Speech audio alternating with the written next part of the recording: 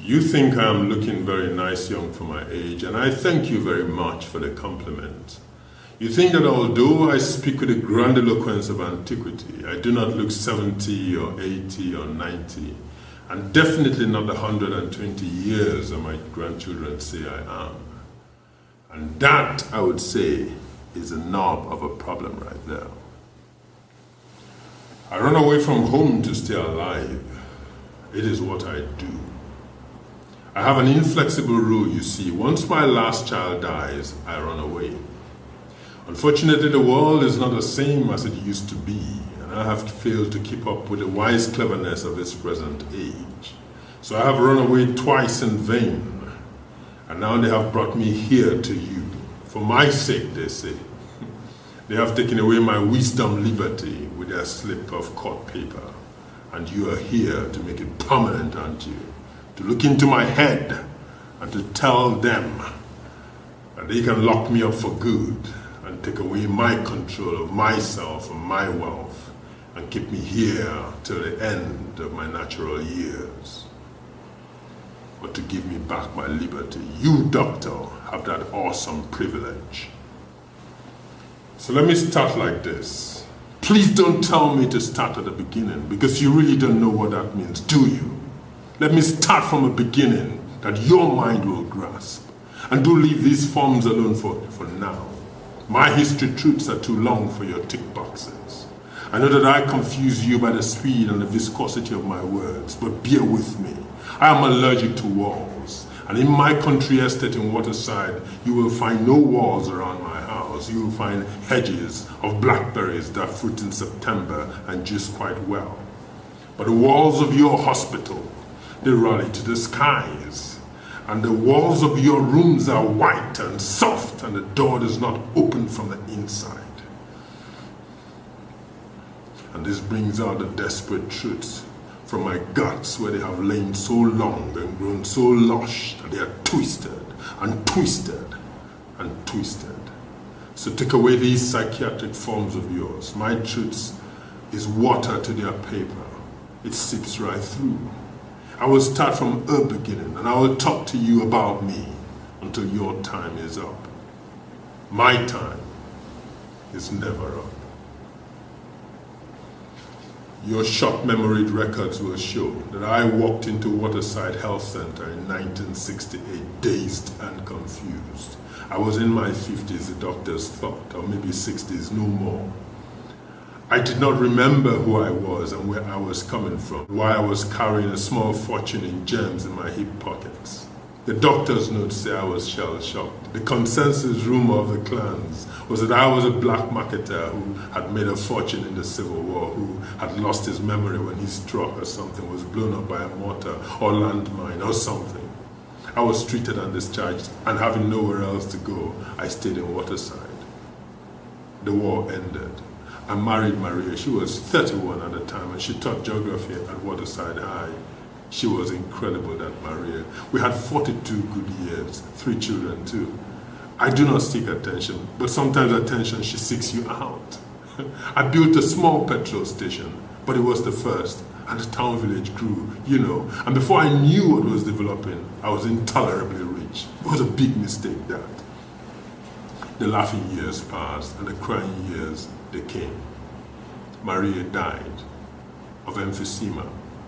The cycle began again. This is the curse of a long life, dear psychiatrist. You must bury all your loves. My children began to die. Pat died early of a road accident at the age of 30. But Gamal and Maka, they died in quick succession at the ages of 68 and 70. I see you're doing your arithmetic. If Maka died this year at 70, I must be 120 about, right? Wrong. But that was when I disappeared. It is my inflexible rule, you see. Do not get close to grandchildren and flee once your last child dies. For a month or two, I disappeared. There was no evidence of a break-in in my country home in Waterside. My grandchildren called the police. Nothing was missing that they could tell. They waited for a kidnapper's note, but nothing came. 2 months passed. The police file, it began to close.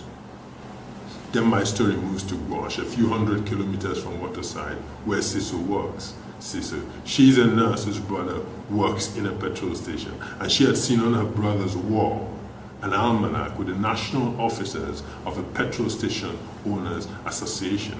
On it was a face that looked remarkably like that of a man who had recently walked into Gwash Hospital dazed and confused, without a memory and with a small fortune in gems in his hip pockets. So they brought me back to Waterside, where I made a full recovery. 3 months later, I disappeared again, but this time my grandchildren were ready. I now saw that the times had changed, that Nigeria was now too small to get lost in. But they took my face and put it out there. I was in the customs shed on the border with Niger Republic when my face came up on the television. I'd been missing only 3 days. And so I've been brought back to you under lock and key, bearing ball and chain. They did not like the wheel I left, you see, my grandchildren. I did not leave everything to them. I remembered the sick and the old. I left things to the orphanage for Marie's old school. And it is an inflexible rule I have, never to get close to grandchildren so that I can flee without hurting them, and I too much. So they want the keys to my fortune, all of it. Well, they can have it, but let me go. They tell the lawyer's court that I am mad, incapable of handling my affairs, or writing even a will.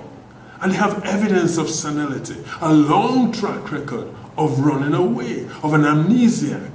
But I am no amnesiac. No, sir. I was play acting. I remember 17 families that I have fled with the death of my last child. Do I scare you yet?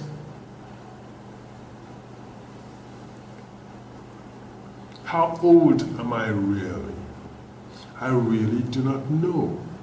I know only that I must have been born when this world was still asleep, or if it was awake when it was very drowsy indeed.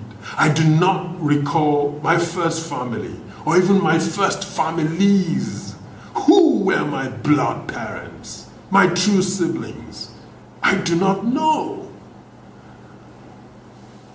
I know only that I was different and that it cost me dear. I was 90 years a child, 250 years a teenager. Do you understand? My early parents drove me out. My foster parents toned me for a witch wizard. I learned the norm and I tried to conform. I learned to run away when my peers began to die away, and suspicious stares began to replace the friendly greetings on the streets I walked. What am I? Who am I? How can I know? Who made himself? Who knows himself? Well, I neither. I knew myself only when I had come to be.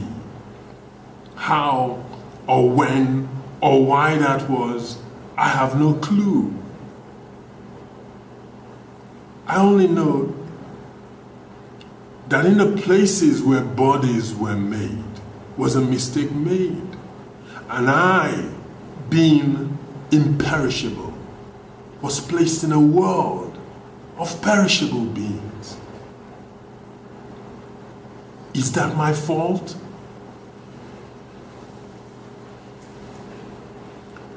I have herded goats on Futajalan Mountain.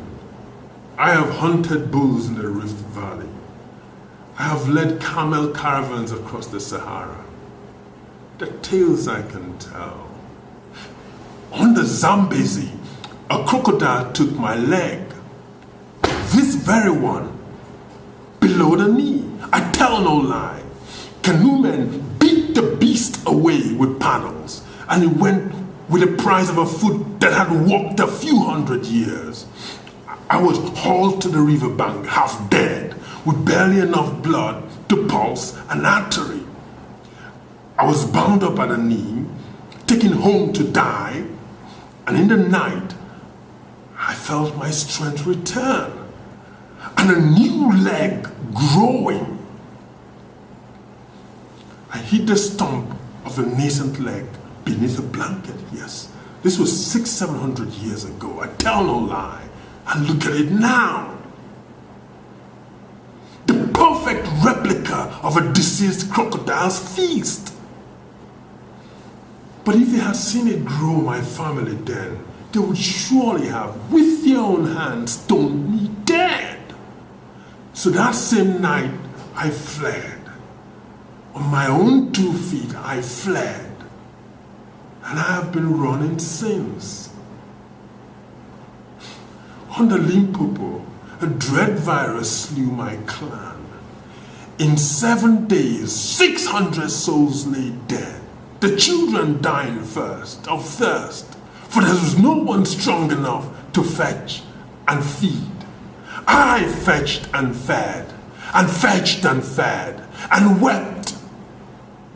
And then I fled, for I alone was left of 600 souls, and I could not dig that many graves for tears.